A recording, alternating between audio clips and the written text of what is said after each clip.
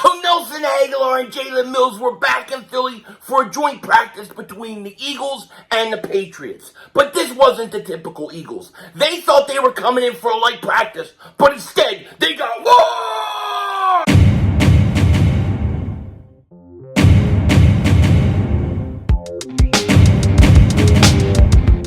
Dallas still stinks. You're by the way, King Dingbat here, and I hope everybody's having a great day. Hope you guys are doing well. So today the Eagles had the first of two joint practices with the New England Patriots.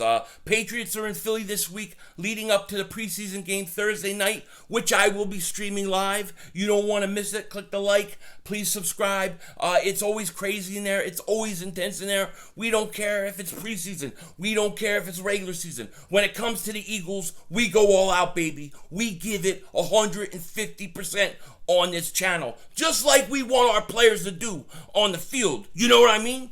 And that's how it's always got to be. That's how it's always going to be, and we love it.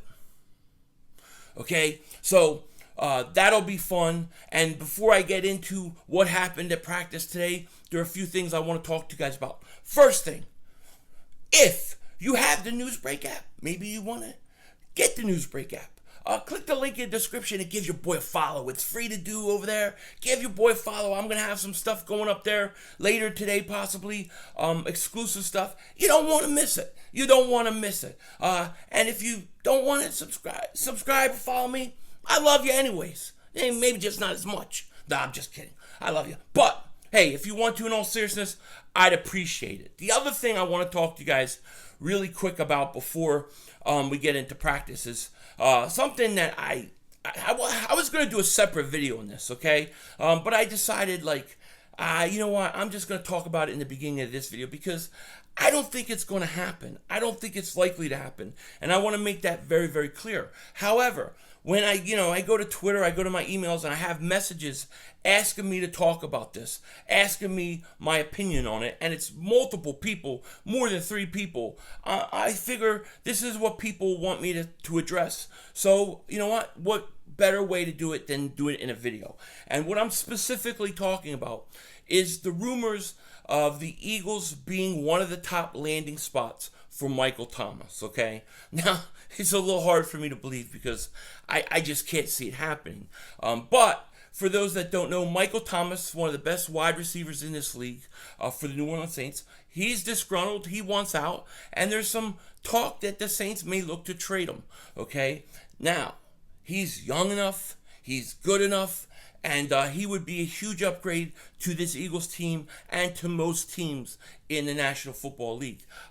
Do I think the Eagles can go out and get him? I don't know. They have the cap space, they have the draft picks, and because of that, you are going to hear the Eagles linked with him and with many other players throughout the league for the next year plus, because the Eagles have the ammunition to do it. Howie Roseman is considered to be an aggressive GM. At times he is, at times he isn't.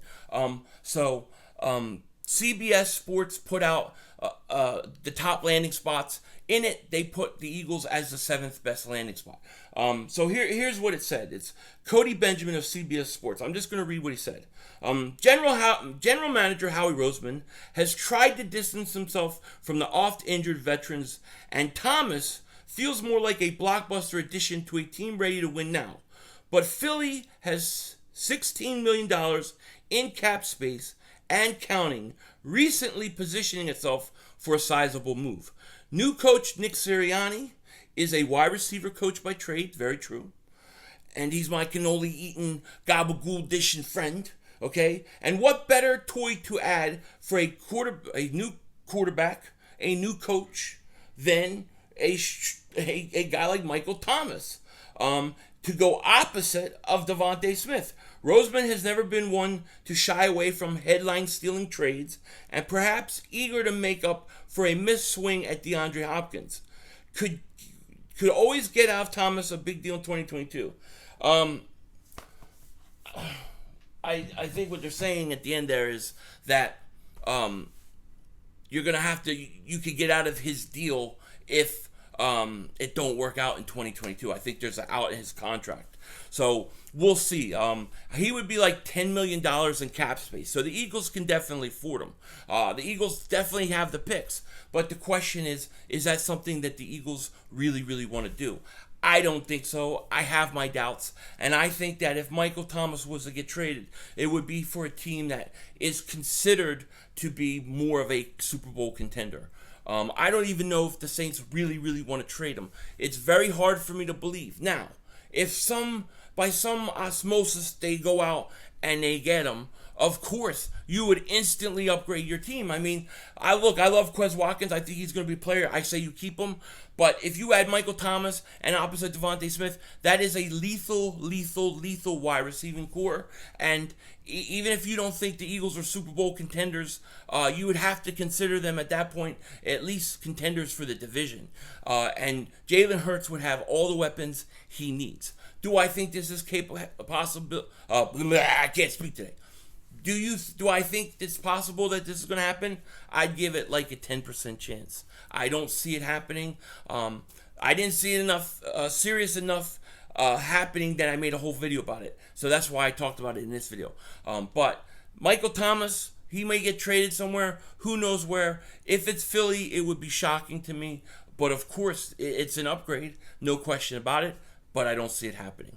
Alright, so now that we got that out of the way, let's get into what happened at practice today versus the Patriots, versus Nelson Stinkelar, versus Jalen Mills. Let's see what happened. But before we get into all of it, we got to go over the injury report, or as they call it, the participation report. Hate that name. But here's what it was. Limited in practice today, Graylin Arnold, Jannard Avery, LaRaven Clark, John Hightower, Isaac Seumalo, Devontae Smith back in pads. He's coming along. It was good to see him back. And Kevon Wallace. Where's Wallace, String? He was back at practice today. Limited, but he was back. Day to day, we have Huntley, James, Kerrigan, and Osman. And then week to week, we still have Dillard, Kerryon Johnson, Jacoby Stevens, Davion Taylor, and Casey Tucker. So those guys are week to week. And if you look at these injuries so far, really, we've done a good job so far. I mean, no major injuries, knock on wood, whatever the hell that is. And, hopefully it stays that way. Got a lot of guys nicked up. It would be nice to see some of these guys come back week 2 for the preseason. I'm really not sure how they're going to do week 2, week 3. Are they going to treat week 3 like week 4 the preseason? So is this the dress rehearsal? That's going to be the question. We'll find out soon enough. But it was nice seeing Devontae Smith out there running routes, doing individual drills. He didn't take part in 11-on-11s or 7-on-7s or anything like that. But he went out there and he's getting better and better. So hopefully by Thursday they'll let him get in there, maybe for a couple possessions or something like that. But we'll see. They got to be cautious. But him doing individual drills, he looked fine, no limp. He looked like he was moving good. So we're going to have to see. Now, what I took out of this practice, because there was a lot of stuff going on, okay? There was a lot of stuff going on. There were good things, there were bad things. Okay, let's start with the good things. Jalen Hurts was really good today, especially on 11-on-11. They said he was real sharp, and he looked good. He wasn't as good on 7-on-7s. He threw 2 interceptions. Both interceptions were not his fault, though. One pass went off Gainwell. I believe the other pass went off Goddard. Both got their hands on it. I can't hold that against my man, Jalen Hurts. Can't hold it against him. So he was pretty good. He threw some dimes to Reagor. He threw some beautiful passes to Watkins. By the way, Watkins, another strong day. Another strong day at practice, catching everything. He was even jawing with the New England Patriots defenders. They couldn't stop him. He is just flashing every practice. Every practice. He was really, really good. We even had a sighting of the Umbrella Man today. The Umbrella Man showed up. He was making plays. Maybe he's auditioning for Bill Belichick, because to me, he's got to go. You know what I'm saying? I don't care. I'm not buying in to his practicing, and he had a good practice. He can have a good preseason game. I'm not falling for it. I'm not falling for it. I don't believe in him. I don't think he could make this team, and I'm ready to move on, okay?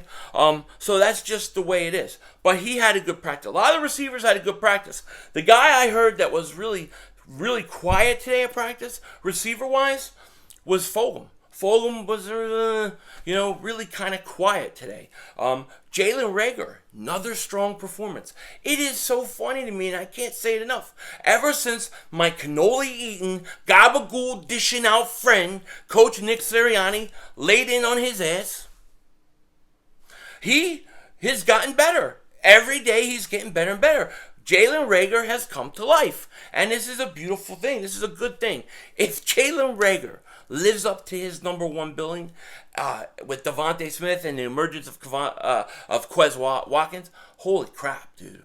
Holy crap, are we going to be explosive, okay? So, those guys all had pretty good practice today. It was getting a little chippy out there, especially Quez Watkins talking to the Patriots guys. And from what I was hearing was that when practice started, there was clearly a difference in intensity, clearly a difference in emotion between what the Patriots came out there with and what the Eagles came out there with. Eagles were flipping out on 11-11s. If the Patriots jumped off sides, they were all into it. They were talking, they were yapping. They were ready to go.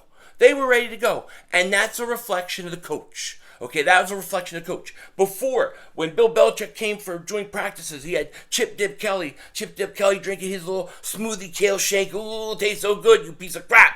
Okay, and they would just sit there and talk. No intensity. I can't remember if he practiced with Doug Peterson, but Doug don't show emotion. But my man Nick Sirianni, he's on their ass. And he got that team pumped up, fired up. And they came out and they said there was definitely an emotional difference between Nick Sirianni and the Eagles and Belichick and the Patriots. Now, I think once the Eagles got into it, Patriots kind of picked it up a little bit. There was some jawing and stuff like that. And it was what it was. We did have some struggles, though, we got to talk about. Let me mention this. The defensive line, the starting unit defensive line was dominant today. Fletcher Cox, Hargrave, they were killing the Patriots' first team offensive line. They had multiple sacks, or what would have been sacks if you were playing in the game, and the Patriots had a lot of problems with them. Even Derek Barnett looked good today. Derek Barnett has actually had a pretty strong camp. The thing about it is that Josh Sweat has just been so much better. So, the defensive line was dominating today, okay? They were really good. Some of the not-so-good stuff that we have to talk about, the Eagles' secondary, they got beat a lot today. They got beat a lot today, and one of the guys that beat them was Nelson Stinkler. Nelson, he stinks. Gonna make Patriot fans drink. Thank you, especially because we know he's always going to go out and do great in practice and training camp and even preseason. He may even have a couple good games. But the one thing about Nelson Stinkler is when he drops that ball in a big moment and Belichick gives him that eye, he's going to lose it. He's going to lose all his confidence, and then he's going to be... He's just a ticking time bomb ready to explode. He didn't have anything happen to him with the Raiders last year. No fans in the crowd, no audience. I think that has something to do with it, okay? But I think Nelson Aguilar having a good practice, people are going to want to make a big deal of it. So what? I don't care, okay? I don't care. I'm glad he's gone, okay? Thank you for helping us win the Super Bowl. You had one good year, but you aged me 10 years. Like, seriously, like, you put 10 years on my life. I can't have that, man. I gotta walk my kids up the aisle someday. You know what I mean? I wanna see what it's like to be in the 50s doing matrimonial duties. You know what I'm saying? I can't have it. So he had to go. Just like the Umbrella Man's gotta go. All right? Just like Nate Gary had to go. So... yes, he had good practice. I know people want to tell me he had a good practice. I don't care. All right? So he had a good practice. Our secondary did not look good today. So that may be an issue. I will say this, though. From what I heard, Nelson dominated our second team corners. Slay shut him down. He had a little more problems going up against Slay. And speaking of Slay, he did get hurt. He had a collision. He came out of practice for a while. Looked like he just got hit pretty hard. I think he's okay. It looked like he walked it off, and it looked like he was okay. We'll wait to see when the injury report comes out, and we'll see if he's okay. But it looks to be okay. We need him. We don't have a lot of depth at the corner. Avonte Maddox got beat a couple times, and really, I mean, it happens. Cam Newton made some nice plays. Keneal Harry had a big touchdown pass at the end practice, and they threw the ball all over us today. Let's just be honest. Mac Jones threw the ball all over us. So we'll see. Hopefully they pick it up. I also heard that the offense was a little sloppy. A lot of offsides, a lot of holding calls, things like that. They have to clean up. The other thing that I didn't like was another day where Miles Sanders is dropping balls. That's like 4 or 5 practices in a row where he's either fumbled or dropped the ball. This is a problem. So, Nelson Aguilar, big day. The Eagles, Jalen Hurts, big day. Devontae Smith back at practice. Miles Sanders, I don't know what to say about it. It just upsets me. He's got to figure this out because we need him, and we need him to not be dropping balls. This better not be an issue come the season. That's all I know. So we'll find out what happens. That was pretty much practice today in a nutshell. I mean, there was a few more things here and there, but that's it for the most part. And they'll be back at it again tomorrow. We'll be covering it. With that said, take care. Talk to you later, of course. Don't be a dingbat.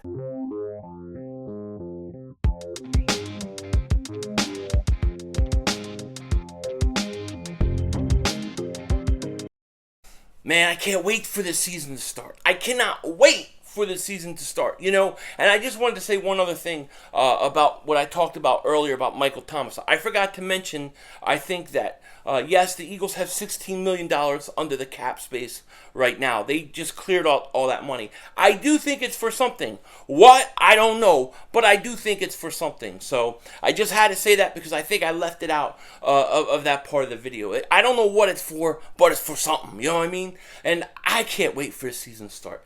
I think the Eagles are going to start off 2-0. The Eagles, they got Atlanta, and then they're home against San Francisco. And then we have Monday night game versus Dallas. Now, when we play Dallas, I think Dallas will be 0-2. Dallas I think they got Tampa Bay to start, and then they got to go play the Chargers. They're going to be 0-2. It's going to be the 2-0 Eagles and the 0-2 Cowboys. We are going to have the chance to bury that team early in the season. So, with that said, I want Joe Boo's head. And I'm coming for Mark Holmes' meats. Don't give them meats away to Bear Dog.